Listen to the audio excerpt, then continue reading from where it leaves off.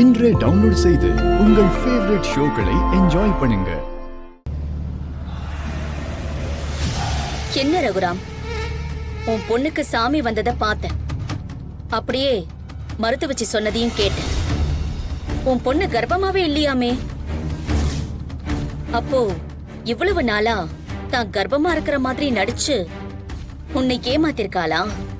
ஏன் பொண்ணுக்கு அப்படி நடிக்க வேண்டிய எந்த ஒரு அவசியமும் இல்ல. இதெல்லாம் உன்னோட வேலைன்னு எனக்கு தெரிஞ்சிடுச்சு. என்னது, ஒரு பொண்ணுக்கு அவசியம் இல்லையா? அவளை உன் குடும்பத்தோட சேர்த்துக்க தானே இப்படி ஒரு டிராமாவையே அவளும் அவ புருஷனும் சேர்ந்து போட்டிருக்காங்க. என் பொண்ண பத்தி எனக்கு தெரியும். அவ கதிர கல்யாணம் பண்ணது எனக்கு பிடிக்கலதா. அதுக்காக இப்படி ஒரு கீழ்த்தரமான வேலையை என் பொண்ணு பண்ண மாட்டான். உனக்கு என் குடும்பத்துல ஏதாவது ஒரு குழப்பத்தை உண்டு பண்ணணும். அதுக்கு எப்படி எதையாவது நீ உளருவ. இத புரிஞ்சுக்க முடியாத அளவுக்கு நான் ஒண்ணு முட்டாளு. நான் சொல்றது நம்புறதும் நம்பாததும் உன்னுடைய இஷ்டம். ஆனா தனா கர்ப்பமா இல்லங்கிறது தான் உண்மை.